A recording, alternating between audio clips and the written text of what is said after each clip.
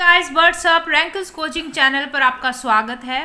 आज हम डिस्कस करेंगे स्टैटिस्टिक्स फॉर इकोनॉमिक्स क्लास +1 के लिए टी.आर. जैन की बुक का chapter number 3 census and sample method of collection of data. तो हम जैसे कि इकोनॉमिक्स के बैक एक्सरसाइज सारे डिस्कस कर रहे हैं, तो आज हम चैप्टर नंबर 3 की बैक एक्सरसाइज के short answer type question discuss करेंगे। Let's start.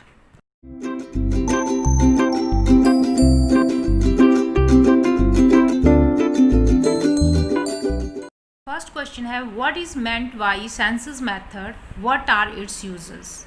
यानी सेंसस मेथड क्या है और इसके यूजेस क्या हैं। In census method each and every item in the universe is selected for the data collection. तो सेंसस मेथड में हर एक आइटम को स्टडी किया जाएगा, हर एक आइटम को कलेक्ट किया जाएगा जो भी यूनिवर्स में होंगी। यूनिवर्स मीन्स की पॉपुलेशन मीन्स कि जिस चीज़ के बारे में हम स्टडी कर रहे हैं उससे रिलेटेड डाटा, जितना भी एग्रीगेट आइटम्स होंगी उनको हम यूनिवर्स भी बोल सकते हैं, पॉपुलेशन भी बोल सकते हैं, सेम थिंग है। चाहे आप यूनिवर्स बोल लो चाहे आप पॉपुलेशन बोल लो। तो सेंसस मेथड में किसी भी पॉपुलेशन या यूनिवर्स की सारी आइटम्स को हम स्टडी करेंगे, कोई भी आइटम नहीं छोड़ेंगे, और इसको हम कंप्लीट एन्यूमरेशन सर्वे मेथड भी बोलते हैं। ठीक है, अब कहता है कि इसके यूजेस क्या हैं। तो यूजेस हैं यूजेस फॉर रिसर्च पर्पस। क्योंकि सेंसस मेथड में हर एक आइटम का हम डीपली रिसर्च करेंगे, डीपली स्टडी करेंगे, तो यहाँ इसको फिर रिसर्च पर्पस के लिए यूज़ किया जाएगा। काफ़ी हेल्पफुल होगा रिसर्च वर्क में ये। Population and housing census data provide a rich source of information for carrying out demographic, social and economic survey. यानी कि जब डीपली सारी पॉपुलेशन को उस चीज़ को जिसके बारे में हम रिसर्च कर रहे हैं स्टडी किया जाएगा डीपली, तो वहाँ से जो इन्फॉर्मेशन आएगी तो उसको कई तरह से, कई एंगल से हम उसको डिस्कस कर सकते हैं, उसको हम स्टडी कर सकते हैं। ठीक है, जैसे कि मान लो सेंसस पॉपुलेशन की जो काउंटिंग की जाती है इंडिया में, तो उसको कई तरह से स्टडी किया जाता है, डेमोग्राफिकली, सोशली, इकोनॉमिकली, कि किस तरह से यहाँ की जो पॉपुलेशन है वो उनका स्टैंडर्ड ऑफ लिविंग क्या है। तो इस तरह कई तरह से उस चीज़ को स्टडी किया जा सकता है। तो रिसर्च वर्क के लिए काफ़ी हेल्पफुल होता है सेंसस मेथड। सेकंड है use for economic purpose. Economic decision making relies on scientific facts and the census provide facts and actual data। तो कोई भी डिसीज़न लेना है तो उसके लिए ज़रूरी है कि एक्चुअल डाटा हो, सच्ची इन्फॉर्मेशन हमारे पास हो और फुल इन्फॉर्मेशन हो। अगर फुल इन्फॉर्मेशन, एडिक्वेट इन्फॉर्मेशन नहीं होगी तब भी एक एप्रोप्रिएट डिसीज़न मेकिंग नहीं हो पाएगा। तो इकोनॉमिक पर्पस के पॉइंट ऑफ व्यू से भी सेंसस मेथड काफ़ी यूज़फुल है। चलिए नेक्स्ट क्वेश्चन देखते हैं। सेकंड क्वेश्चन है what is meant by sample method and what are its uses. Sample method क्या है कलेक्शन ऑफ डाटा का और इसके यूजेस क्या हैं।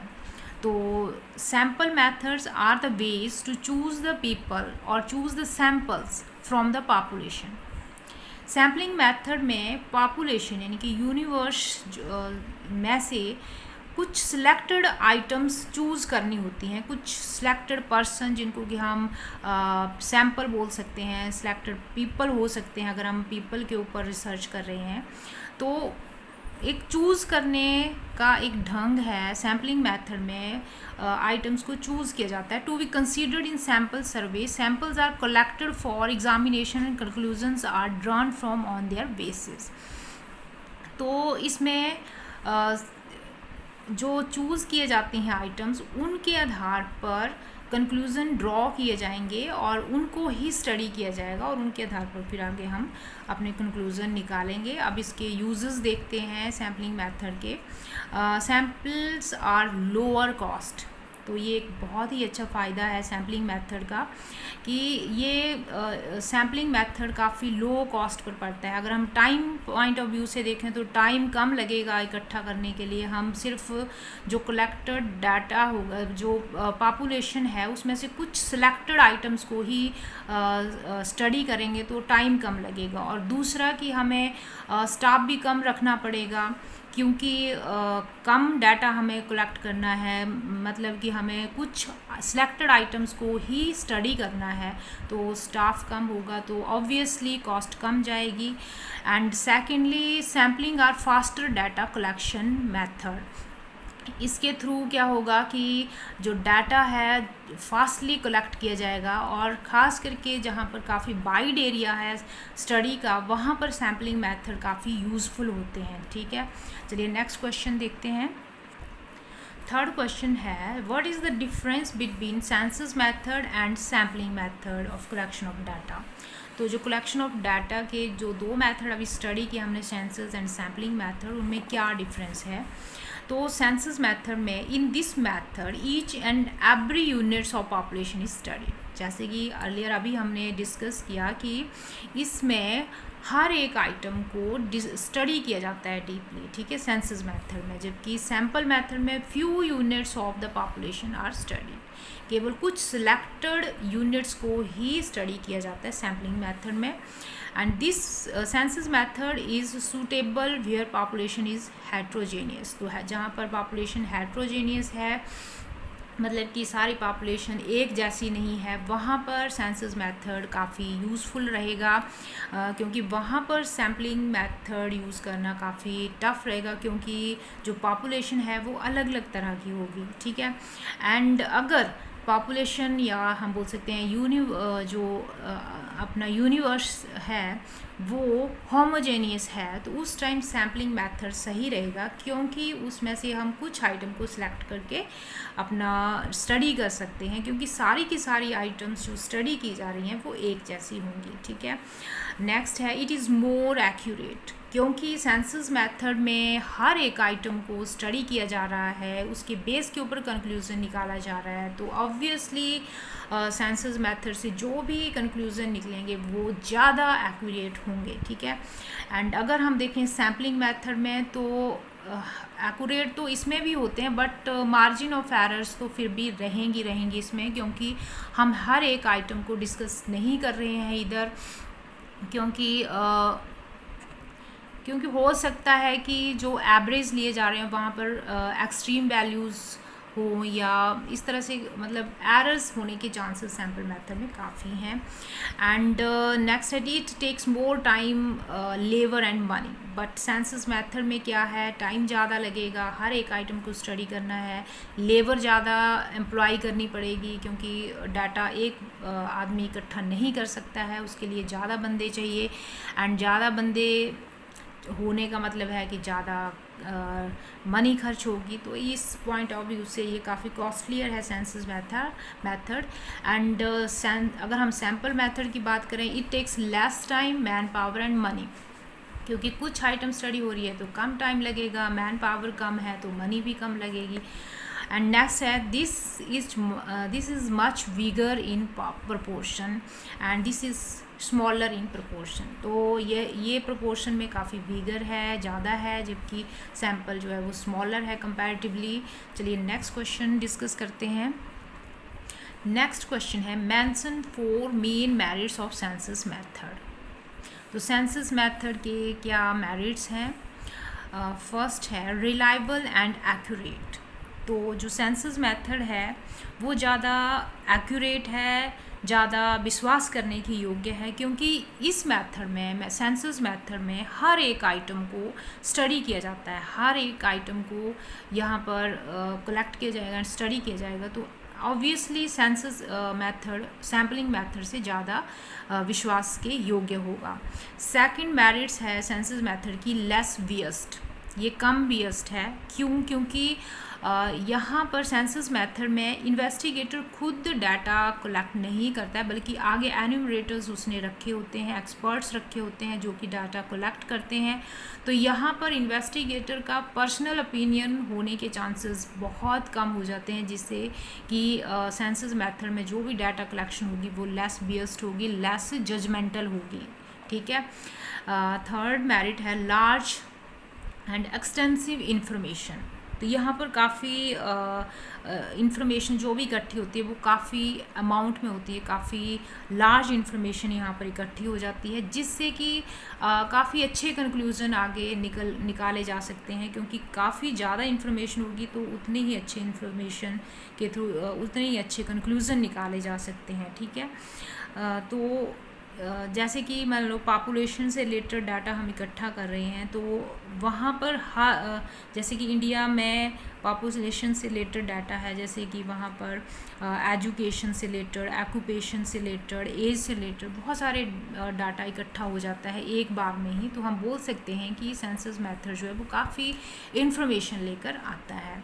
ठीक है। फोर्थ है स्टडी ऑफ डाइवर्स करैक्टरिस्टिक्स। तो जैसे कि हमने ऊपर ही अभी स्टडी किया है कि पॉपुलेशन का डाटा कोई भी कंट्री इकट्ठा करती है, तो उस टाइम सिर्फ डाटा उनका नंबर ही हमें पता नहीं चलता कि इतनी पॉपुलेशन होगी, बल्कि साइड बाय साइड और भी बहुत सारी करैक्टरिस्टिक्स हमें पता चल जाती हैं कि कितनी एज ग्रुप के पर्सन इधर अपनी कंट्री में हैं, एंड कितने एजुकेटेड हैं, कितने अनएजुकेटेड हैं, किस तरह के ऑक्यूपेशन में ज़्यादा लोग लगे हुए हैं कंट्री में। तो इस तरह से बहुत सारी डाइवर्स करैक्टरिस्टिक्स जो हैं हमें स्टडी हो जाती है साइड बाय साइड।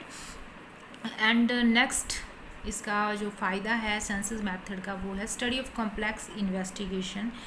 तो कॉम्प्लेक्स इन्वेस्टिगेशन मीन्स कि कोई भी एरिया है जहाँ पर स्टडी करना थोड़ा मुश्किल है सैम्पलिंग के थ्रू, तो वहाँ पर ये मेथड काफ़ी यूज़फुल है। जैसे कि मान लो इंडिया की जो पॉपुलेशन है उसको काउंट करना या उससे रिलेटेड डाटा करना, इससे कॉम्प्लेक्स तो आई थिंक कुछ हो नहीं सकता है। तो वो भी एक अच्छा एग्जांपल हो सकता है कि किसी भी कंट्री के पॉपुलेशन के जो डाटा कलेक्ट किया जाता है वो काफ़ी कॉम्प्लेक्स इन्वेस्टिगेशन है अपने आप में, तो वहाँ पर फिर सेंसस मेथड ही यूज़ किए जाते हैं। तो ये भी एक सेंसस मेथड की मेरिट है कि जहाँ पर एरिया जो स्टडी एरिया कॉम्प्लेक्स है वहाँ पर ये काफ़ी यूज़फुल है मेथड, सेंसस मेथड। ठीक है। नेक्स्ट है इनडायरेक्ट इन्वेस्टिगेशन। तो जैसे कि हम अर्लियर अभी ऊपर हमने स्टडी किया कि हम सिर्फ पॉपुलेशन का डाटा इकट्ठा नहीं कर रहे थे कि कितनी काउंटिंग हो गई है, कितने जनसंख्या कितनी हो गई है इंडिया में, जब सेंसस मेथड यूज़ करते हैं पॉपुलेशन को काउंट करने के लिए, तो साइड बाय साइड हमें बहुत सारी इन्फॉर्मेशन भी मिल जाती है, जैसे कि कितने बंदे अनएम्प्लॉयमेंट हैं, कितने बंदों को रोज़गार मिला है, कितने बंदे गरीबी रेखा से नीचे हैं। ठीक है। और करप्शन का लेवल क्या है कंट्री में, तो ये सारी बातें साथ के साथ निकल कर आ जाती हैं। तो ये सेंसस मेथड के कुछ मेरिट्स थे। तो जैसे कि शॉर्ट आंसर टाइप क्वेश्चन है, तो इसमें आपने सिर्फ एनी 4 आप यहाँ पर लिख सकते हो, लेकिन हाँ ये ज़रूरी है कि आप सिर्फ 4 ही याद करके ना जाओ, 1-2 आप एक्स्ट्रा याद कर सकते हो, ताकि अगर एक आध पॉइंट आपको एग्ज़ाम में भूल भी जाए तो आप कम से कम 4 पॉइंट तो इसके लिख पाओ। ठीक है। आप देखते हैं नेक्स्ट क्वेश्चन। क्वेश्चन नंबर 5 है mention 4 main demerits of census method. Census method के क्या डीमेरिट्स हैं? तो फर्स्ट है कॉस्टली मेथड। जो सेंसस मेथड है वो काफ़ी कॉस्टली है। ठीक है। अगर हम इन टर्म्स ऑफ टाइम बात करें तो टाइम ज़्यादा लगता है, क्योंकि हर एक आइटम को स्टडी किया जाएगा, कलेक्ट किया जाएगा, तो टाइम ज़्यादा लगेगा और ज़्यादा स्टाफ रखना पड़ेगा, तो खर्चा भी ज़्यादा आएगा। तो मनी पॉइंट ऑफ व्यू से भी ये काफ़ी कॉस्टली मेथड है। तो हम बोल सकते हैं कि जो जहाँ पर कोई बहुत ही स्पेसिफिक पर्पस के लिए कोई स्टडी करनी है, या कोई बिग इंस्टीट्यूशंस हैं जो इतना खर्चा उठा सकते हैं, जैसे गवर्नमेंट वगैरह खर्चा उठा सकती है, और वहाँ पर ज़रूरी है कि हर एक आइटम को स्टडी करना हो, तो उस टाइम फिर ये मेथड सही रहेगा। अदरवाइज़ एक नॉर्मल इन्वेस्टिगेशन के लिए ये मेथड काफ़ी कॉस्टली पड़ेगा, सेंसस मेथड। ठीक है। नेक्स्ट डीमेरिट्स है लार्ज मैन पावर। काफ़ी ज़्यादा स्टाफ चाहिए इधर सेंसस मेथड में, तो ये भी इसकी एक डीमेरिट्स है, ठीक है। Third, not suitable for large investigation. तो अगर जो इन्वेस्टिगेशन का एरिया है वो काफ़ी लार्ज है, ठीक है, काफ़ी बड़ा है, तो उस टाइम फिर हर एक आइटम को स्टडी करना संभव नहीं हो पाएगा, तो उस टाइम भी फिर सेंसस मेथड काम नहीं करेगा। तो ये भी सेंसस मेथड की एक डीमेरिट्स है। फोर्थ है possibilities of errors. Census method में भी एरर्स होने की काफ़ी संभावनाएं हो जाती हैं, जैसे कि नॉन रिस्पॉन्स मीन्स कि जिनसे रिलेटेड हम डाटा कलेक्ट कर रहे हैं वो सही से रिस्पॉन्स ना दें या फिर रिस्पॉन्स ही ना दें, यानी कि जो हमें डाटा इंफॉर्मेशन चाहिए थी रिस्पोंडेंट से तो वो इन्फॉर्मेशन हमें नहीं मिली, तो उस टाइम एरर होने के चांसेस सेंसस मेथड में भी हैं, ठीक है। पर्सनल बियस, तो पर्सनल बियस इधर भी आ जाता है, पर्सनल जजमेंट यहाँ भी हो जाती है, क्योंकि जो भी एन्यूमरेटर्स या एक्सपर्ट हमने रखे हैं आगे इन्वेस्टिगेटर ने, जो भी सेंसस मेथड में एन्यूमरेटर्स रखे हैं जो कि डाटा कलेक्ट करेंगे, तो उनके भी अपने पर्सनल ओपिनियन होंगे, जजमेंट्स होंगी, तो वो भी यहाँ पर फिर एरर्स क्रिएट कर सकते हैं, ठीक है। And lack of preciseness of the definition of statistical unit, तो अगर यूनिट के बारे में सही से डिफाइन नहीं किया गया है प्रिसाइसली, तो उस टाइम भी फिर possibilities of error census method में होने के चांस हैं। तो ये सारे डीमेरिट्स हैं सेंसस मेथड के। चलिए नेक्स्ट क्वेश्चन देखते हैं। क्वेश्चन नंबर 6 है mention the main merits of the sample method. Sample methods के क्या क्या मेरिट्स हैं, ठीक है। तो फर्स्ट वन है इकोनॉमिकल। इकोनॉमिकल मीन्स कि कम खर्चे वाली, ठीक है। इकोनॉमिकल मीन्स कम खर्चा पड़ेगा इसके लिए, क्योंकि only some units of population are study. यहाँ पर कुछ आइटम्स जो सिलेक्टेड होती हैं उनको ही स्टडी किया जाता है, तो इससे क्या होगा, स्टाफ वगैरह कम रखेंगे, कम एक्सपर्ट अपॉइंट किए जाएंगे, तो इससे क्या होगा, वो कम खर्चा रहेगा, ठीक है। इकोनॉमिकल है ये। टाइम सेविंग, अब ये टाइम सेविंग ही का भी एक अच्छा मेथड है, क्योंकि only limited number of items are studied here, so time तो ऑब्वियसली बचेगा इधर, ठीक है। एंड थर्ड है आइडेंटिफिकेशन ऑफ एरर्स। तो क्योंकि यहाँ पर लिमिटेड डाटा को ही स्टडी किया जाता है और काफ़ी गहनता से, काफ़ी डीपली उन आइटम्स को जो सिलेक्टेड होती हैं उनको स्टडी किया जाएगा, तो और उनको फिर दोबारा से रिव्यू किया जा सकता है। तो यहाँ पर फिर सैम्पल मेथड में ये संभावनाएं कम हैं कि एरर हो जाएं, यानी कि अगर एरर्स हो गई हैं तो वो जल्दी आइडेंटिफाई हो जाती हैं सैम्पल मेथड में। एंड लार्ज इन्वेस्टिगेशन, ठीक है। तो ज़्यादातर जहाँ पर इन्वेस्टिगेशन का एरिया काफ़ी लार्ज है, तो उस टाइम ये मेथड काफ़ी अच्छा रहता है सैम्पल मेथड, क्योंकि हर कोई इंस्टीट्यूशन, हर कोई इन्वेस्टिगेटर इतनी बड़ी कॉस्ट अफोर्ड नहीं कर सकता है, ठीक है। चलिए नेक्स्ट क्वेश्चन देखते हैं। क्वेश्चन नंबर 7 है mention the 4 demerits of sample methods. तो सैम्पल मेथड के क्या क्या डीमेरिट्स हैं। First one is wrong conclusions. If the selected sample does not represent the characteristics of the universe, यानी कि जो भी सैम्पल्स लिए गए हैं, जो भी सिलेक्टेड आइटम है सैम्पल मेथड में स्टडी करने के लिए, अगर वो यूनिवर्स यानी कि पॉपुलेशन जिसके हम स्टडी कर रहे हैं उसके जो करैक्टरिस्टिक्स हैं उनको सही से रिप्रेजेंट नहीं कर रहे हैं जो सैम्पल हमने इकट्ठे किए हैं, ठीक है, तो उस टाइम फिर जो कंक्लूज़न होंगे वो भी सही नहीं होंगे, वो रॉन्ग कंक्लूज़न निकल कर आएंगे। यानी कि जो भी सैम्पल हैं वो रिप्रेजेंटेटिव होने चाहिए, मतलब कि सारे के सारे यूनिवर्स को, पॉपुलेशन को वो रिप्रेजेंट करने वाले होने चाहिए। अगर ऐसा नहीं है तो कंक्लूज़न गलत हो जाएंगे, ठीक है, कोई फ़ायदा नहीं होगा उस इन्वेस्टिगेशन करने का।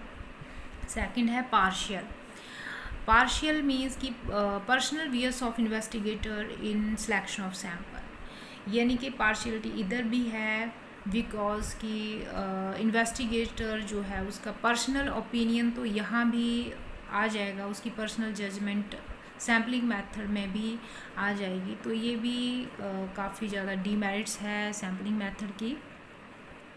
नेक्स्ट है difficult to select the sample. तो ये भी एक काफ़ी डिफ़िकल्ट टास्क है कि कौन सा सैंपल लिया जाए, मतलब कौन सी आइटम को एज अ सैंपल लिया जाए।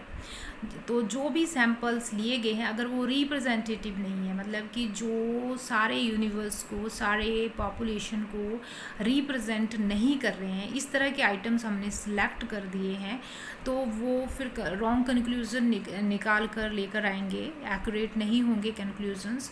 तो ये एक काफ़ी डिफ़िकल्ट टास्क है कि कौन सी आइटम को एज अ सैंपल लिया जाए। तो सैम्पलिंग मेथड का ये भी काफ़ी डीमेरिट्स है, इधर इसका नुकसान है सैम्पलिंग मेथड में ये भी एक, कि अगर सही से आइटम्स चूज़ नहीं हुए तो सारी इन्वेस्टिगेशन रॉन्ग होने वाली है, ठीक है।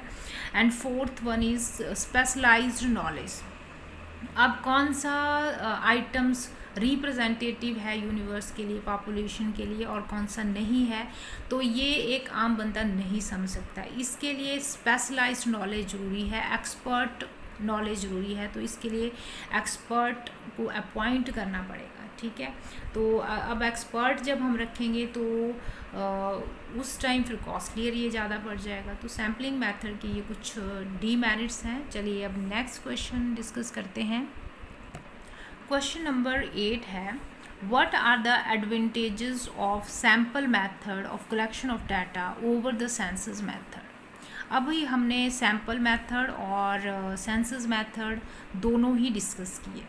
तो यहाँ पर पूछा गया है कि सैम्पल मेथड के क्या फ़ायदे हैं अगर हम उसको यूज़ करते हैं इंस्टेड ऑफ सेंसस मेथड के, ठीक है। तो reliable, if sample is taken with due care the results are very reliable and accurate. तो अगर जो सैंपल लिए गए हैं, आइटम्स जो सैंपल मेथड में सिलेक्ट की गई हैं, वो एक्सपर्ट बंदे के द्वारा काफ़ी साइंटिफिक बेस से वो सारे के सारे आइटम सिलेक्ट किए गए हैं, तो उस टाइम फिर जो रिज़ल्ट निकलेंगे वो भी सेंसस मेथड की तरह ही सैम्पलिंग मेथड में काफ़ी रिलायबल होंगे और एक्यूरेट होंगे, ठीक है। तो ये भी एक फ़ायदा है सैम्पलिंग मेथड का कि अगर सैम्पल जो लिए गए हैं वो रिप्रेजेंटेटिव हैं तो उस टाइम रिलायबल इंफॉर्मेशन आती है सैम्पल मेथड से भी।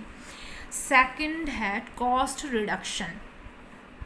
Sample method is more economical than census method because we have not collect all the data. तो क्योंकि सेंसस मेथड में तो हर एक आइटम को कलेक्ट करना है, हर एक आइटम को स्टडी करना पड़ेगा, ठीक है। तो वहाँ पर वो कॉस्टलियर पड़ता है टाइम पॉइंट ऑफ व्यू से भी और मनी पॉइंट ऑफ व्यू से। लेकिन सैम्पलिंग में हम क्या करते हैं कि कुछ सिलेक्टेड आइटम्स को ही सिलेक्ट करते हैं, तो जो सैम्पल मेथड है वो कम कॉस्ट पड़ती है इसकी। तो ये भी एक फ़ायदा है सैम्पल मेथड का ओवर द सेंसस मेथड, ठीक है। नेक्स्ट है टाइम सेविंग। टाइम काफ़ी बचता है, जैसे कि अभी हमने डिस्कस किया। Sampling requires less time and labour than census because only a part of population has to be examined. क्योंकि कुछ पार्ट, कुछ आइटम्स को ही डिस्कस कर रहे हैं, तो यहाँ पर फिर टाइम काफ़ी सेव हो जाता है। तो ये भी सैम्पलिंग मेथड का फ़ायदा है। फोर्थ वन है organisational convenience. Organizational convenience as samples are taken and the number of units is smaller. The trained enumerators can be employed by the organization. क्योंकि जो सैंपल हैं वो कम होते हैं, मतलब कि कम आइटम्स यहाँ पर स्टडी की जाती हैं, ठीक है। एंड ट्रेंड एन्यूमरेटर्स यहाँ पर रखे जाते हैं, ठीक है। तो जो भी डाटा कि जो भी सिलेक्टेड आइटम्स होंगी वो सही होंगी सैम्पल मेथड में, ठीक है। एंड जो कंक्लूज़न निकालेगा कोई भी एक्सपर्ट बंदा वो भी सही होगा। तो उस टाइम फिर अगर सैम्पल मेथड से ही एक्यूरेट और रिलायबल कंक्लूज़न निकल कर आ रहे हैं तो क्या ज़रूरत है कि हम सेंसस मेथड यूज़ करें। तो ये भी एक फ़ायदा है अगर हम ट्रेंड एन्यूमरेटर्स अपॉइंट कर लेते हैं ऑर्गेनाइजेशन में, तो सैम्पल मेथड काफ़ी रिलायबल इंफॉर्मेशन फिर देता है, ठीक है। नेक्स्ट क्वेश्चन देखते हैं हाँ जी, क्वेश्चन नंबर 9 है, discuss how would you use the lottery method to select 3 students out of 10 in your class. यानी कि 10 में से 3 स्टूडेंट्स चूज़ करने अपने लॉटरी मेथड से, ठीक है।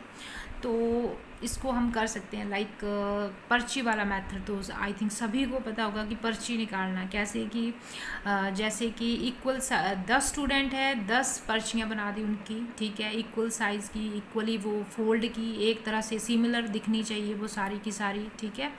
एंड उनको मिक्स करेंगे एंड उनमें से 1 बाय 1 करके 3 स्लिप्स निकाल लो, और जो 3 स्लिप्स निकाली जाएंगी वो उनके बिल्कुल इक्वल चांस होंगे सिलेक्ट होने के, ठीक है। तो इस तरह से हम यहाँ पर लॉटरी मेथड के थ्रू 10 स्टूडेंट्स में से 3 स्टूडेंट्स को सिलेक्ट कर सकते हैं, ठीक है। तो ये पर्ची वाला मेथड आई थिंक इंडिया में तो सभी को ही पता होगा, ठीक है। फिर भी मैं एक बार रीड कर देती हूँ यहाँ। The name of all the 10 students are written on the 10 separate pieces of paper of equal size and all the slips are folded, they looks like similar, एक जैसी होनी चाहिए सारी पर्चियाँ जो भी होंगी। All the slips mixed and 3 slips choose 1 by 1, एक एक करके आपने 3 निकाल ली, so that all the students have equal chance of being selected in the sample. अब क्या हुआ कि 3 जो स्लिप्स निकाली उसमें इक्वल चांस है सभी के सिलेक्ट होने के, कोई भी 10 में से कोई भी सिलेक्ट हो सकता है, ठीक है। तो चलिए अब नेक्स्ट क्वेश्चन डिस्कस करते हैं। क्वेश्चन नंबर 10 है, does the lottery method always give you a random sample. ये कहते हैं कि लॉटरी मेथड क्या हमेशा रैंडम सैम्पलिंग होती है उसमें। रैंडम मीन्स कि इस मेथड में, लॉटरी मेथड में हर एक आइटम्स के सिलेक्ट होने के इक्वल चांस होते हैं। तो ऑब्वियसली यस, इक्वल चांस होते हैं, जैसे कि अभी हमने पिछले क्वेश्चन में ही स्टडी किया जो पर्ची वाला मेथड था, ठीक है। तो हर एक स्टूडेंट्स के सिलेक्ट होने के इक्वल चांस थे। तो हम बोल सकते हैं yes the lottery method gives a random samples outcome. Random samples outcome means कि हर एक सैम्पल हर एक आइटम्स के आने के इक्वल चांस हैं, ठीक है। In random sample each individual unit has an equal chance of getting selected. Likewise in lottery method each individuals unit is selected at randomly. हर एक जो यूनिट है वो रैंडमली सिलेक्ट की जाती है लॉटरी मेथड में भी, from the population, and so has an equal opportunity of getting selected. तो इक्वल अपॉर्चुनिटी रहती है कि कोई भी आइटम सिलेक्ट हो सकती है लॉटरी मेथड में, ठीक है जी। तो आज के लिए इतना ही, and rest of the question we will discuss in next video, and please like, share and subscribe the channel.